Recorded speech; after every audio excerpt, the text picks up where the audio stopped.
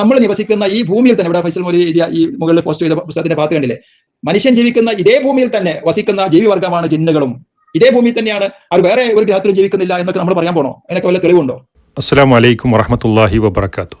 സഹോദരന്മാരെ, ഈ അബ്ദുറഹ്മാൻ മദീനി എന്തുമാത്രം വലിയ കബളിപ്പിക്കലും തെറ്റിദ്ധരിപ്പിക്കലും വിഷയങ്ങളെ കുത്തിക്കലക്കി ആളുകൾക്കിടയിൽ ഫിത്നയും ഫസാദും ഉണ്ടാക്കുന്ന ഒരു ഇൽമും ലുൽമും കലർന്ന വ്യക്തിയാണ് എന്ന് ഞാൻ ഇദ്ദേഹത്തെക്കുറിച്ച് മുമ്പും പറഞ്ഞിട്ടുണ്ട്. അത് വീണ്ടും അദ്ദേഹം തെളിയിച്ചുകൊണ്ടിരിക്കുകയാണ്. ഇപ്പോൾ ഫൈസൽ മൗലവി എഴുതിയ മനുഷ്യർ വസിക്കുന്ന ഈ ഭൂമിയിൽ തന്നെയാണ് ജിന്നുകൾ വസിക്കുന്നതെന്ന തരത്തിൽ എഴുതിയ ആ വാചകം എടുത്തിട്ട് ഇദ്ദേഹത്തിൻ്റെ വക ചിലത് കൂട്ടിച്ചേർത്തു. എന്നിട്ട് ആളുകൾക്കിടയിൽ ഈ വിഷയങ്ങൾ കുത്തിക്കലക്കും. അതാണ് ഇപ്പോൾ മൂപ്പർ ചോദിക്കുന്നത്, ഇത് ഭൂവാസികളാണെന്ന് എന്തിനാ പറയാൻ പോകുന്നത്? വേറെ ഗ്രഹങ്ങളിലൊന്നും താമസിക്കുന്നില്ല എന്ന് നിങ്ങൾ എന്തിനു പറയാൻ പോകണം എന്ന് ഇദ്ദേഹത്തിൻ്റെ വക ഒരു ചോദ്യം. അപ്പോൾ എന്തായി? ഇതെന്തോ വലിയ ഗുരുതരമായ അപരാധം പറഞ്ഞു എന്ന അർത്ഥത്തിലാണ്. എന്നാൽ ഇതേ കാര്യം ഇവരുടെ ഇന്നത്തെ താത്വികനായ ആചാര്യനായി ഇവർ കൊണ്ടു നടക്കുന്ന, ഇവർക്ക് എല്ലാവിധ മാർഗദർശനവും നൽകുന്ന സുബൈർ മങ്കട, ഇവരുടെ ഈ അടിസ്ഥാന വിശ്വാസത്തിൻ്റെ താത്വികാചാര്യൻ, ഈ ആചാര്യൻ ഉണ്ടല്ലോ, ഇവർക്ക് സബബവാദവും ഒക്കെ കൊണ്ടുവന്ന ആള്, ഈ ആളുടെ തന്നെ വാചകങ്ങൾ നിങ്ങൾ കേട്ടോക്ക്. എന്താണ് ജിന്ന്?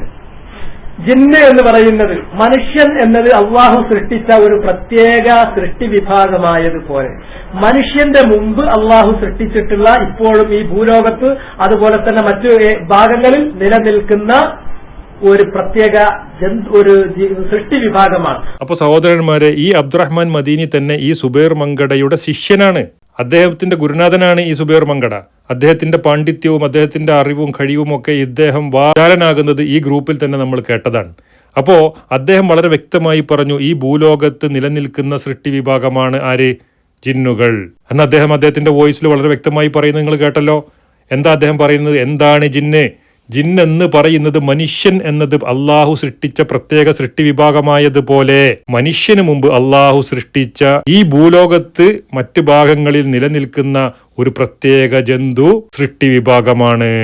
അപ്പോൾ വളരെ കൃത്യമായി സുബൈർ മങ്കട പറഞ്ഞു, ഈ ഭൂലോകത്ത് നിലനിൽക്കുന്ന സൃഷ്ടി വിഭാഗമാണ്.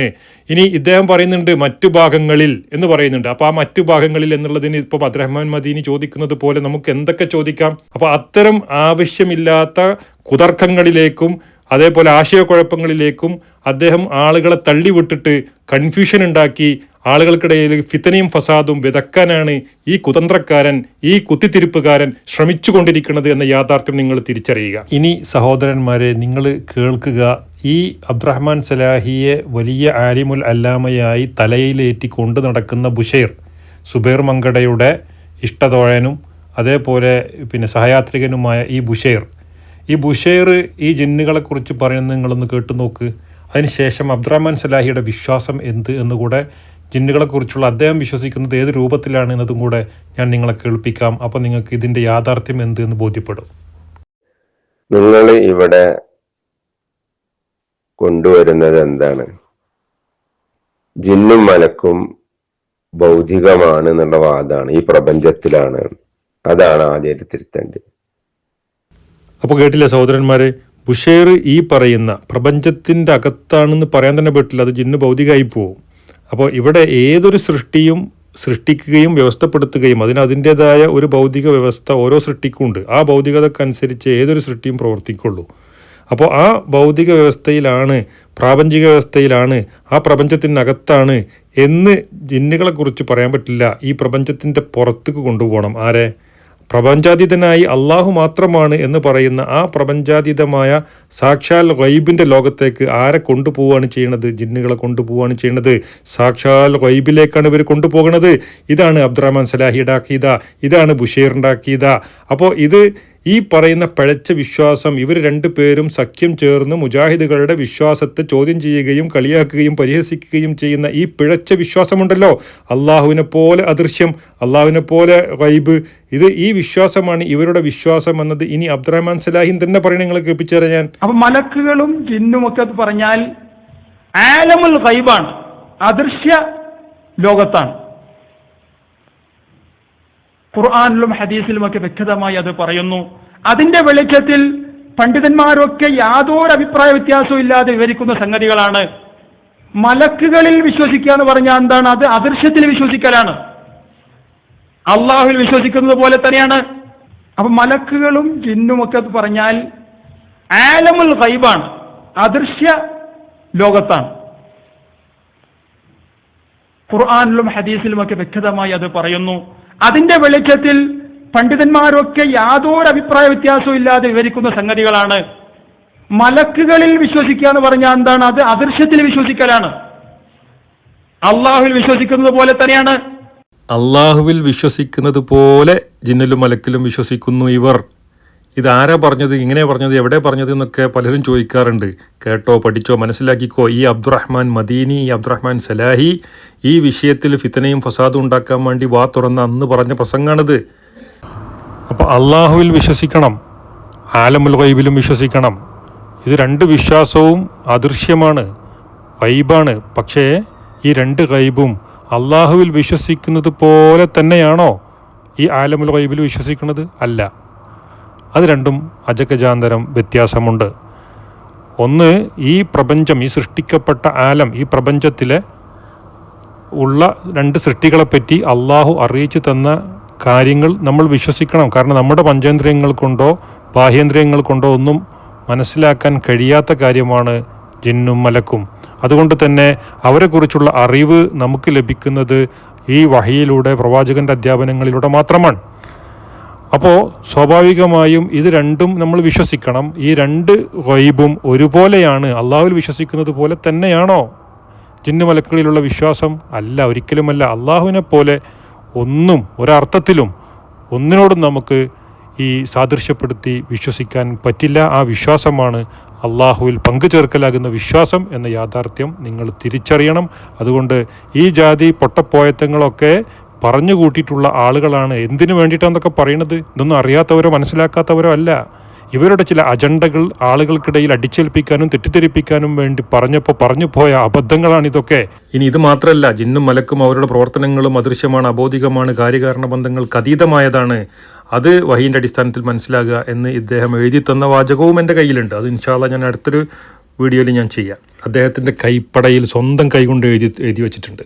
അത് അദ്ദേഹം വാക്കുകൊണ്ട് സംസാരിക്കുന്നതുകൊണ്ട്, അദ്ദേഹം എഴുതി വെച്ചതുകൊണ്ട്. അത് ഇൻഷാ അല്ലാഹ് ഞാൻ വീണ്ടും നിങ്ങൾക്ക് വിശദീകരിച്ചിട്ട്. അപ്പോൾ ഇവർ സൃഷ്ടാവായ അള്ളാഹു ഏതൊരു നിലയിലാണോ, ഈ പ്രപഞ്ചത്തിനകത്തേ അല്ല, പ്രപഞ്ചാതീതനായ അള്ളാഹു എങ്ങനെയാണോ ഗൈബിൽ എന്ന് വിശ്വസിക്കുന്നത് അതേപോലെ എന്നാണ് ഇവർ ഇപ്പോൾ ഈ ഗൈബിനെ കുറിച്ച് പറയുമ്പോൾ അന്ന് പറഞ്ഞിരുന്നത്.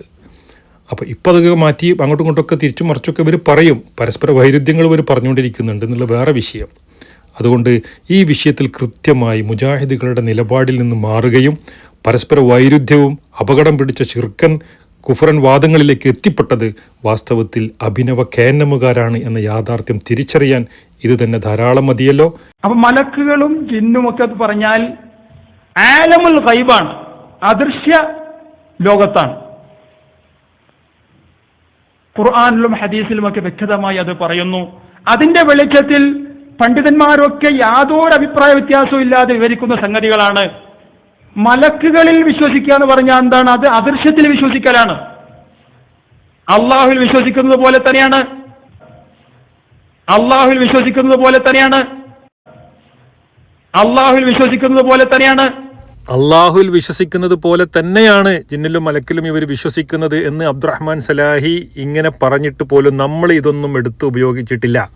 കാരണം എന്താണ്? 99.9% മുജാഹിദുകൾക്കും അങ്ങനെ വിശ്വസിക്കാൻ കഴിയില്ല. അള്ളാഹുവിനെ പോലെ എന്ന് ഒരു വിഷയത്തിലും വലം യകുൻ ലഹു കുഫുവൻ അഹദ് എന്ന ആയത്തിനെതിരാണ് ഈ വിശ്വാസം. അതുകൊണ്ട് തന്നെ സഹോദരന്മാരെ, ഇത് ഒരു നിലക്കും ഒരു വിഷയത്തിലും സൃഷ്ടികളോട് തുലനപ്പെടുത്താനോ ആ സൃഷ്ടികളെ സൃഷ്ടാവിലേക്ക് തുലനപ്പെടുത്താനോ ഒരിക്കലും ഒരു വിശ്വാസിക്ക് സാധ്യമല്ല. സൃഷ്ടാവിനെയും സൃഷ്ടികളെയും വേർതിരിച്ച്, അത് അദൃശ്യത്തിൻ്റെ വിഷയത്തിലാണെങ്കിലും ശരി, അമാനി മൗലവിയൊക്കെ വളരെ വ്യക്തമായി ജിന്നും മലക്കുമൊക്കെ ആപേക്ഷികമായ ഗൈബിലാണ്, സാക്ഷാൽ ഗൈബിലല്ല, ഇത് രണ്ടാമത്തെ ഗൈബിലാണ് എന്നൊക്കെ പറഞ്ഞുകൊണ്ട് നമുക്ക് ഈ ഗൈബിനെ പറ്റി പറയുന്നിടത്ത് തന്നെ അതൊക്കെ കൃത്യമായി നമ്മെ പഠിപ്പിച്ചിട്ടുള്ള വിഷയമാണ്. എന്നാൽ ഈ അബ്ദുറഹ്മാൻ സലാഹി പണ്ഡിതന്മാരൊക്കെ പറഞ്ഞിട്ടുണ്ട്. എവിടെ പറഞ്ഞിടോ ഇങ്ങനെ അള്ളാഹുവിൽ വിശ്വസിക്കുന്നത് പോലെ തന്നെയാണ് ജിന്നിലും മലക്കിലും വിശ്വസിക്കുന്നതെന്ന്? പച്ച കളവല്ലേ ഈ പറയുന്നത്? അപ്പോൾ ഇത് വളരെ അപകടം പിടിച്ച വിശുദ്ധ ഖുർആനിനെതിരായ വളരെ പിഴച്ചുപോയ ഒരു നിലപാടാണ് എന്നത് നമുക്കൊക്കെ അറിഞ്ഞിട്ടും നമ്മളിതൊന്നും എടുത്ത് ഉപയോഗിച്ചിട്ടില്ല. മഹാഭൂരിപക്ഷം കേന്നമുകാർക്കും ഈ വിശ്വാസം ഇല്ല എന്നത് നമുക്കറിയാം. പക്ഷേ ഇവർ ഇപ്പോഴും ഈ 10-16 വർഷം കഴിഞ്ഞിട്ടും ഈ വിശ്വാസം, ഈ ഫിത്നയും ഫസാദുമായി നിരന്തരം രംഗപ്രവേശനം ചെയ്യുമ്പോൾ ഇതൊക്കെ എടുത്ത് ജനങ്ങൾ കേൾപ്പിക്കേണ്ടത് നമ്മൾ നിർബന്ധിതരാവുകയാണ്. ഇതിലും വലിയ അപകടങ്ങൾ ഇദ്ദേഹം പറഞ്ഞു വെച്ചത് ഇനിയും നമുക്ക് കേൾക്കാൻ സാധിക്കും. അതുകൊണ്ട് സഹോദരന്മാരെ, ഇതൊക്കെ എവിടെ പറഞ്ഞു, ആര് പറഞ്ഞു എന്നൊക്കെ നിങ്ങളൊക്കെ ചോദിക്കാറില്ലേ? അതുകൊണ്ട് ഇതൊക്കെ ഇവിടെ പറഞ്ഞത് നമ്മളെ കൈകളിൽ ഉണ്ടായിട്ടും ഇതുവരെ നമ്മളത് ഉപയോഗിച്ചിട്ടില്ല എന്നത് നിങ്ങൾ വിസ്മരിക്കരുത്. സഹോദരന്മാരെ, ഇവിടെ സൃഷ്ടാവായ അള്ളാഹുവിനെ സൃഷ്ടികളിൽ നിന്ന് വേർതിരിച്ച് പഠിച്ച് മനസ്സിലാക്കി യഥാർത്ഥ തൗഹീദ് എന്തെന്ന് കൃത്യമായി പറഞ്ഞു കൊടുക്കുന്ന പണ്ഡിതന്മാർക്കെതിരിൽ ശിർക്ക് ഇവർ ഇവരുടെ സംഘടനാ താല്പര്യങ്ങൾക്ക് വേണ്ടി നിരന്തരം അവരുടെ നാവുകൊണ്ട് അക്കും ബാത്തിലും കൂട്ടിക്കുഴച്ച് കുത്തിക്കലക്കി ആളുകളുടെ വിശ്വാസങ്ങളിൽ മായം ചേർക്കുകയാണ് വാസ്തവത്തിൽ ഇദ്ദേഹത്തെ പോലുള്ള ആളുകൾ ചെയ്തുകൊണ്ടിരിക്കുന്നത് എന്നത് നിങ്ങൾ തിരിച്ചറിയണം. അതിനുവേണ്ടിയാണ് ഞാൻ ഇത് നിങ്ങളെ കേൾപ്പിച്ചത്.